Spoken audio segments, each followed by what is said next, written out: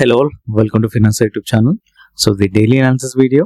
దీంట్లో నేను చేసిన ట్రేడ్ సంబంధించిన ఎంట్రీ, సైకాలజీ, ఎగ్జిట్ గురించి డిస్కస్ చేస్తాను. అట్లాగే కొన్ని స్టాక్స్ తీసుకుని ఎగ్జాంపుల్ చూద్దాం. ఇవాళ జరిగిన స్టాక్స్ ఒక charts. Okay, entry, psychology, exit గురించి డిస్కస్ చేద్దాం. ఓకే, మనం ఎప్పుడైనా ట్రేడ్ చేసే ముందు 1 minute టైం ఫ్రేమ్ లో ట్రేడ్ చేయాలి.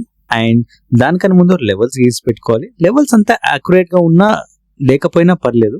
ఇక్కడ మనం అర్థం చేసుకోవాల్సింది అంటే ఎంట్రీకి కావాల్సింది పర్ఫెక్ట్ ట్రెండ్ అనమాట. ఓకే, ట్రెండ్ అర్థం చేసుకోవాలి మనకి. ఓకే, ట్రెండ్ అర్థం చేసుకున్నాక మనం ఎంట్రీ డిసైడ్ అవుతాం. ఎంట్రీ కూడా ఎలా డిసైడ్ కావాలి? ట్రెండ్ బట్టి ప్లస్ నెక్స్ట్ ఇంకా లెవెల్ బట్టి. లెవెల్ కూడా నియరెస్ట్ లెవెల్ ఎక్కడ ఉందని చూసుకొని కూడా ఎంట్రీ అవుతాం. అండ్ ఎగ్జిట్ కూడా లెవెల్ బట్టి ఆర్ మార్కెట్ ట్రెండింగ్ ఎక్కడ వరకు ట్రెండ్ అవుతుంది అనేది చూసుకొని ఎగ్జిట్ కావచ్చు. ఇది సింపుల్ అనమాట. ఓకే, ఇంతకుమించి ఇంకేం లేదు మార్కెట్ లో. ఓకే, సో మీరు చూస్తున్నారు 1 minute time frame Nifty and bank Nifty future charts. Okay, morning opening అవగానే బ్యాంక్ నిఫ్టీ ఒక రెడ్ క్యాండిల్ పడ్డది, దాని తర్వాత చిన్న చిన్న క్యాండిల్స్ పడ్డది. ఓకే, కానీ నేను నిఫ్టీని అబ్జర్వ్ చేస్తున్నాను. నిఫ్టీని బేస్ చేసుకొని బ్యాంక్ నిఫ్టీ ట్రేడ్ చేద్దామని. ఓకే, ఫస్ట్ ఒక రెడ్ క్యాండిల్ పడ్డది అండ్ కానీ క్లారిటీ లేదు.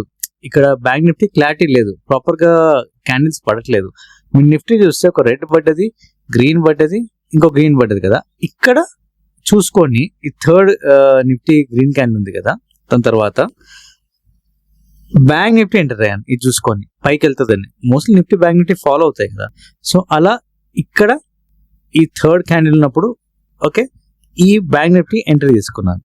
అండ్ నేను ఎగ్జిట్ ఎక్కడ అయ్యాను? జనరల్ గా మన గ్యాప్ డౌన్ అయింది కదా, ఈ గ్యాప్ ని ఫిల్ చేయడానికి ఇక్కడ వరకు వస్తుందేమో అనుకున్నాను, కానీ రాలేదండి, ఇక్కడ వరకే వచ్చింది. ఓకే, నేను ఎందుకో తొందరగా ఎగ్జిట్ అయిపోయాను, మార్కెట్లో ఎక్కువసేపు ఉండదలుచుకోలేదు. ఓకే, సో ఇక్కడ ఎగ్జిట్ అయిపోయాను బేసికల్లీ. ఓకే, నాకు ఎందుకో తేడా కొట్టింది, ఇక్కడ ఎగ్జిట్ అయిపోయాను. ఎక్కువసేపు మార్కెట్లో ఉండదలుచుకోలేదు. ఎందుకంటే అంటే ఇక్కడ థర్డ్ క్యాండిల్ నిఫ్టీ దగ్గర ఇక్కడ ఎంట్రీ అయ్యాను కదా, చూసుకో నిఫ్టీని చూసి బ్యాంక్ నిఫ్టీ. వన్స్ ఇక్కడ రీచ్ అయినాక దీని ఇక్కడ ఈ లెవెల్ హిట్ అయింది కదా, అక్కడ ఎగ్జిట్ కావచ్చు. లేదంటే పైన కొంచెం వరకు ఇక్కడ వెళ్ళింది కదా, ఇక్కడ ఎగ్జిట్ కావచ్చు. సో నేను ఇక్కడ సమ్వేర్ ఎగ్జిట్ అయిపోయాను. ఓకే, దాని తర్వాత చూసారా మార్కెట్ అంతా కింద పడిపోయింది.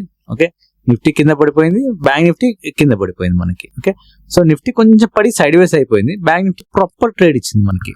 ఇంకో ట్రేడ్ చేయాలి బ్యాంక్ నిఫ్టీ అనుకుంటే నిఫ్టీ చేయలేము, బ్యాంక్ నిఫ్టీ చేయగలం. నిఫ్టీ ఎందుకంటే సైడ్ వేస్ అయిపోయింది. ఇక్కడ ఎంట్రీ చెప్తాను. ఇప్పుడు బ్యాంక్ నిఫ్టీ చూసారంటే ఈ బ్లూ లెవెల్ ఎప్పుడైతే బ్రేక్అవుట్ ఇచ్చిందో ఇది ప్రాపర్ సెల్ లెవెల్ అనమాట. అంటే కింద పడిపోతుంది మార్కెట్. ఇక్కడ సెల్ చేయొచ్చు మనకి. ఓకే, ఇక్కడ సెల్ చేయొచ్చు. ఇక్కడ సెల్ చేసినాక అంతా ఇంత పెద్ద ట్రెండ్ క్యాప్చర్ చేయొచ్చు. అదే మన బ్యాంక్ నిఫ్టీ ఇక్కడ ఈ లెవెల్ పర్టికులర్ ఎందుకంటున్నా అంటే మనకి ఆల్రెడీ ఈ సెకండ్ క్యాండిల్ ఉంది కదా, చూసారు కదా, ఇక్కడ ఈ లెవెల్ ఇది ఒక కన్ఫర్మేషన్ అనమాట. ఈ లెవెల్ దగ్గరలో ఉన్నాం. వన్స్ ఇక్కడ బ్రేక్అవుట్ అయింది అనుకోండి, ఇక్కడ కంపల్సరీ లెవెల్ టచ్ అయింది కూడా, కానీ పెద్దగా ఇక్కడ ఎంట్రీ అయితే పెద్దగా మనకేం రాదు ప్రాఫిట్. ఓకే, సో అదే బ్యాంక్ నిఫ్టీ చూసారా, ఓపెనింగ్ క్యాండిల్ పర్ఫెక్ట్ గా ఇక్కడ బ్రేక్అవుట్ ఇచ్చేసింది, ఇంకా కిందికి వెళ్తున్నా అని చెప్పేసింది. నిఫ్టీ అలా కాదు, సమ్వేర్ ఇక్కడ మనం ఎంట్రీ అయ్యామనుకోండి, ఇక్కడ ఫస్ట్ క్యాండిల్ బ్రేక్అవుట్ ఇచ్చినాక ఈ లెవెల్ టచ్ చేయడానికి ఎగ్జిట్ అయిపోవచ్చు మనకి, కానీ పెద్ద టార్గెట్ రీచ్ కాలేదు. ఇది చూసారా, ఇక్కడ ఎంట్రీ అయితే ఇంత పెద్ద టార్గెట్ ఇచ్చింది. ఓకే, సో అదనమాట ఇవాళ బ్యాంక్ నిఫ్టీ ట్రేడ్ అనమాట. ఓకే, నేను ఇక్కడ బై చేశాను, ఎగ్జిట్ ఇక్కడ అయిపోయాను సమ్వేర్.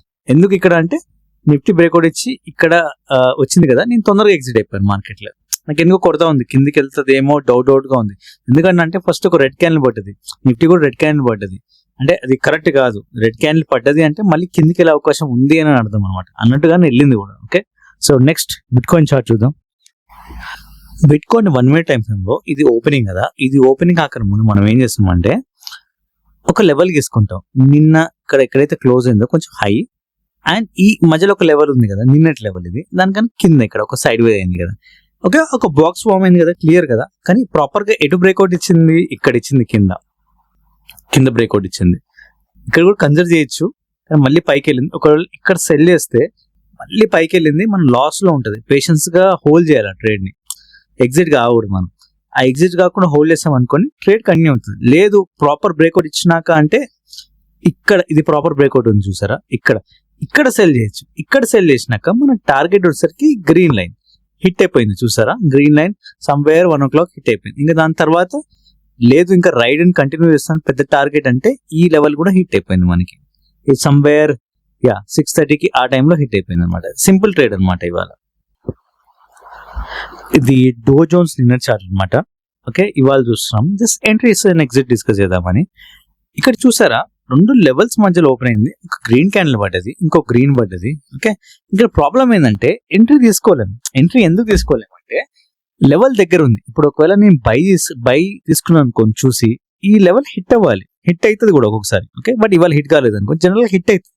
బట్ ప్రాబ్లం ఏంటంటే బౌన్స్ బ్యాక్ అయ్యే అవకాశం ఉంది. ఎందుకంటున్నా అంటే ఈ లెవెల్ పైన ఓపెన్ అయింది క్యాండిల్, ప్రాపర్ గా సపోర్ట్ తీసుకొని ఓపెన్ కాలేదు. సో ఈ లెవెల్ ని రీవిజిట్ చేసే అవకాశం ఉంది. నేనేమంటున్నా అంటే అన్నట్టుగానే రీవిజిట్ చేసింది కూడా. సో 2 గ్రీన్ క్యాన్స్ పడ్డాయి. ఓకే, మళ్ళీ ఇక్కడ రెడ్ గ్రీన్ రెడ్ ఒక యుద్ధం జరిగింది.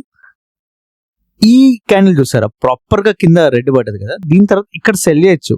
ఇక్కడ సెల్ చేసినాక మళ్ళీ కిందికి వచ్చింది. ఈ లెవెల్ హిట్ కావాలి, లేదు హిట్ కాకుండా పైకి వెళ్ళింది.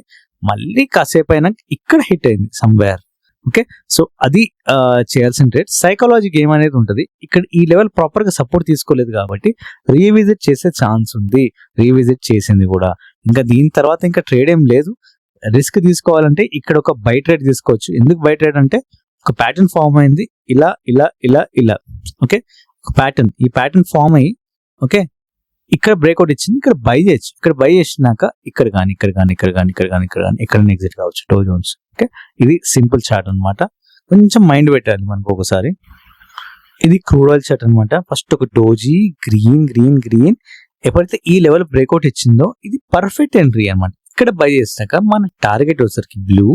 ఓకే, లేదు ఇంకా నేను రైట్ చేస్తాను ట్రేడ్ అంటే మళ్ళీ కిందకి వచ్చింది. ఇక్కడ నుంచి సడన్ గా ఎంత పెద్ద మూమెంటం ఇచ్చింది చూసారా. ఇంకో ట్రేడ్ కూడా ఉంది. ఒకవేళ ఇక్కడ ఎగ్జిట్ అయిపోతే ఫైన్, ఇంకా ఎగ్జిట్ కాలేదు ఇంకా పెద్ద టార్గెట్ అంటే అది ట్రేడ్ కంటిన్యూ చేయాలి, క్యారీ ఫార్వర్డ్ చేయాలి, మనకి హోల్డ్ చేయాలి. చూస్తే ఎంత పెద్ద టార్గెట్ వచ్చింది చూసారా మనకి ఓవరాల్ గా. అంటే ఒకసారి మూమెంటం ఇస్తుంది, కానీ ఈ మూమెంటం మీద డిపెండ్ కావద్దు. ప్రతిరోజు ఈ మూమెంటం ఇస్తుంది గ్యారంటీ లేదు. అందుకే ఇక్కడ బై చేసినాక ఈ లెవెల్ బ్రేక్అవుట్ ఇచ్చినాక అన్ని గ్రీన్ క్యాన్స్ పడ్డాయి కాబట్టి ఇక్కడ బై చేసినాక ఈ లెవెల్ కన్నా పైన ఇక్కడ కానీ ఎగ్జిట్ అయిపోతే సరిపోతుంది. ఇంకో ట్రేడ్ చేయాలంటే వన్స్ ఈ లెవెల్ రివిజిట్ అయ్యి కొంచెం పైకి వెళ్తుంది కదా, సపోర్ట్ తీసుకొని ఇక్కడ ఇంకో టార్గెట్ తీసుకోవచ్చు, బై చేయొచ్చు. ఇక్కడ కానీ ఎగ్జిట్ కావచ్చు. ఇక్కడ వరకు ఎగ్జిట్ కావచ్చు, బట్ అంతసేపు మార్కెట్ ఉండడం కరెక్ట్ కాదు, హై రిస్క్ అనమాట. సో గోల్డ్ 1 minute చార్ట్ అనమాట. ఓకే, ఇది కూడా చూసారా, సేమ్ అదే ప్యాటర్న్ డో జోన్స్ ప్యాటర్న్ లో ఉంది. 2 గ్రీన్ క్యాండిల్స్ పడ్డాయి, సపోర్ట్ తీసుకోలేదు. ఈ విజిట్ దగ్గర ఈ లెవెల్ 2 ఉన్నాయి కదా, కానీ ఇక్కడ ఓపెన్ అయింది. ఈ లెవెల్ ఏదైతే ఉందో మ్యాగ్నెటిక్ గా యాక్ట్ చేస్తుంది. కంపల్సరీ ఈ లెవెల్ రీవిజిట్ చేసే ఛాన్స్ ఉంది. అందుకే ఇక్కడ హిట్ అయింది. ఓకే, అందుకని ఇక్కడ మనం ఇక్కడ సెల్ చేస్తాం సమ్వేర్, ఇక్కడ కానీ ఇక్కడ సెల్ చేసినాక మన టార్గెట్ వచ్చేసరికి ఈ గ్రీన్ కన్నా కింద ఇక్కడికి వచ్చాం కాబట్టి నెక్స్ట్ టార్గెట్ హిట్ అవుతుంది కదా, దగ్గరే ఉంది, ఈజీగా హిట్ అయిపోయింది. ఇంత హిట్ అయినప్పుడు కింద కొంచెం రీవిజిట్ కింద యూటర్న్ తీసుకొని పైకి వస్తుంది. సో అందుకే ఇక్కడ కానీ ఎగ్జిట్ అయిపోతుంది. దాని తర్వాత కంటిన్యూ అయింది మార్కెట్, ఇంకా పెద్ద ర్యాలీ ఇచ్చింది. బట్ ఇంకా మీ ఓపిక అనమాట. నేనైతే జనరల్లీ ఇక్కడ ఎగ్జిట్ అయిపోతాయి, ఇక్కడ కానీ మనకి. ఓకే, సో ఇవాళ మార్కెట్ పడిపోయింది కాబట్టి ఒక 2 స్టాక్స్ లూజర్స్ లో తీసుకుంటాను. Axis bank, Maruti. ఇవి ఎలా బిహేవ్ చేసిందో చూద్దాం. మారుతి వద్దులేండి, యాక్సిస్ బ్యాంక్, హెచ్సిఎల్ టెక్ తీసుకుందాం. మారుతి అనేది కాస్ట్లీ స్టాక్ అనమాట. ఓకే, సో అంత పర్ఫెక్ట్ గా మనం ట్రేడ్ చేయలేము కూడా అట్లాంటి స్టాక్స్ లో. యాక్సిస్ బ్యాంక్, హెచ్సిఎల్ టెక్ తీసుకుందాం. First axis bank. సో ఇది axis bank 1 minute time frame. ఇది ట్రేడ్ ఎలా చేయాలని చూద్దాం. ఒక 2 రెడ్ క్యాండిల్స్ పడ్డాయి, ఇక్కడ సెల్ చేయొచ్చు మనం. ఓకే, 2 క్యాండిల్స్ ఇక్కడ కానీ ఇక్కడ ఈ థర్డ్ క్యాండిల్ పడుతున్నప్పుడు సెల్ చేయొచ్చు. సెల్ చేసినాక మనకి ప్రాబ్లం ఏంటంటే ఇంకా పైకి వెళ్ళిపోయింది కదా, ఈ గ్యాప్ ఫిల్ చేయడానికి వచ్చింది అనమాట. కానీ పూర్తిగా ఫిల్ చేయలేదు, మళ్ళీ రివర్స్ కింద పడిపోయింది. మనం ఇక్కడ సెల్ చేయగానే ట్రేడ్ హోల్డ్ చేయాలి. హోల్డ్ చేసినాక మన టార్గెట్ వచ్చేసరికి ఈ గ్రీన్ లెవెల్ పర్ఫెక్ట్ గా హిట్ అయిపోయింది చూసారు. ఇంకా కింద కూడా వెళ్ళింది, బట్ ఇంకా మనం ర్యాలీ చేయదలుచుకోలేదు, ఇంకా అంత సైడ్ వేస్ అయిపోయింది మార్కెట్. సో ప్రాపర్ గా ఇక్కడ ఎగ్జిట్ కావచ్చు మనకి. ఓకే, నెక్స్ట్ స్టాక్ వచ్చేసరికి హెచ్సిఎల్ టెక్నాలజీస్. ఇది టాప్ లూజర్స్ లో 3rd స్టాక్ అనమాట. ఒక రెడ్ క్యాండిల్ పడ్డది, గ్రీన్ పడ్డది, ఇంకో గ్రీన్ పడ్డది, కానీ ఈ లెవెల్ బ్రేక్అవుట్ ఇవ్వలేకపోయింది. ఇది బ్రేక్అవుట్ ఇస్తేనే ఇది బై ట్రేడ్ గా మారుతుంది. బ్రేక్అవుట్ ఇవ్వలేదు కాబట్టి ఇక్కడ అంతా గ్రీన్ క్యాండిల్స్ పడ్డది కాబట్టి ఇక్కడ సెల్ చేయొచ్చు. ఇక్కడ సెల్ చేసినాక మన టార్గెట్ వచ్చేసరికి ఈ లెవెల్ కింద గ్రీన్ గానీ బ్లూ లెవెల్ కనిపిస్తుంది కదా, ఈజీగా హిట్ అయిపోయింది. పెద్ద టెన్షన్ పడాల్సింది లేదు. నెక్స్ట్ ఇప్పుడు గెయినర్స్ లో 2 స్టాక్ తీసుకుందాం. ONGC, Adani enterprises. ఓఎన్జీసీ ఇవాళ టాప్ గెయినర్స్ లో ఫస్ట్ స్టాక్ కదా. ఓపెనింగ్ 2 క్యాండిల్స్ గ్రీన్ క్యాండిల్స్ పడి సపోర్ట్ తీసుకుని బై చేస్తా. బై చేసినాక నా లెవెల్స్ అన్ని దగ్గరగా ఉన్నాయి. సో ఈజీగా 1 by 1 ఒక లెవెల్ హిట్ చేసుకుంటే వెళ్ళిపోతుంది అనమాట. నా టార్గెట్ వచ్చేసరికి రెడ్ ఆర్ పైన. సో ఇక్కడ కానీ ఎగ్జిట్ అయిపోతుంది. దాని తర్వాత మార్కెట్ పైకి వెళ్ళిందా అంటే ఎస్ వెళ్ళింది, కంటిన్యూ ట్రేడ్, బట్ తొందరగా ఎగ్జిట్ అయిపోతే బెటర్ మనం. అదాని ఎంటర్ప్రైజెస్ కూడా స్టాక్ 1 minute టైం ఫ్రేమ్ లో చాలా ఈజీగా ఉంది. లెవెల్ పైన ఓపెన్ అయిపోయింది 2 గ్రీన్ క్యాండిల్స్. ఇక్కడ బై చేయొచ్చు. ఇక్కడ బై చేసినాక నా టార్గెట్ పైన లెవెల్ ఉన్న ఏం లెవెల్స్ లేవు. సో అందుకే హైయర్ లోస్ ఇక్కడ కానీ ఎగ్జిట్ అయిపోవచ్చు. సో ఫ్రెండ్స్ ఇది చూసారు కదా 1 minute టైం ఫ్రేమ్ లో ఎంత ఈజీగా ట్రేడ్ చేయాలని. ఫస్ట్ మూమెంటం స్టాక్ తీసుకోవాలి. మనకి ఏ స్టాక్ పడితే స్టాక్ ట్రేడ్ చేయొద్దు. మూమెంటం ఉన్న స్టాక్స్ తీసుకోవాలి అండ్ ట్రెండ్ ని ఐడెంటిఫై చేయడం తెలుసుకోవాలి అండ్ లెవెల్స్ గీసుకోవడం తెలియాలి. లెవెల్స్ కూడా మనం పర్ఫెక్ట్ లెవెల్స్ అక్కర్లేదు. మనం గీసుకున్న లెవెల్స్ దగ్గర మన లెవెల్స్ ఏంటంటే బేసికలీ ట్రావెల్ చేస్తే ఒక జర్నీ ఇక్కడ నుంచి అక్కడ, ఆ జర్నీ ఎక్కడి వరకు వెళ్ళొచ్చు, ఒక బైపాస్ ఎక్కడి వరకు వెళ్ళొచ్చు. ఇప్పుడు మనం జర్నీ చేస్తుంటే టోల్ గేట్స్ ఉంటుంటాయి కదా, 2-3 టోల్ గేట్స్ ఒక జర్నీలో. ఒక్కొక్క టోల్ గేట్ ఒక్కొక్క దగ్గర ఉంటుంది కదా. ఒక టోల్ గేట్ ఎంత దూరం ఉండొచ్చు అనేది ఎస్టిమేషన్ అనమాట, లెవెల్ అనమాట. సో అట్లా అక్కడ వరకు కంపల్సరీ వెళ్తాం కాబట్టి సో లెవెల్ కూడా అట్లాంటిది, ఒక టోల్ గేట్ లాగా అక్కడ ఎగ్జిట్ అయిపోవడానికి చూసుకోవాలి, అక్కడికి వెళ్తుంది అని ఒక ఐడియా అనమాట మనకి. ఓకే, సో ఇది ఇవాళ వీడియో. Thanks for watching.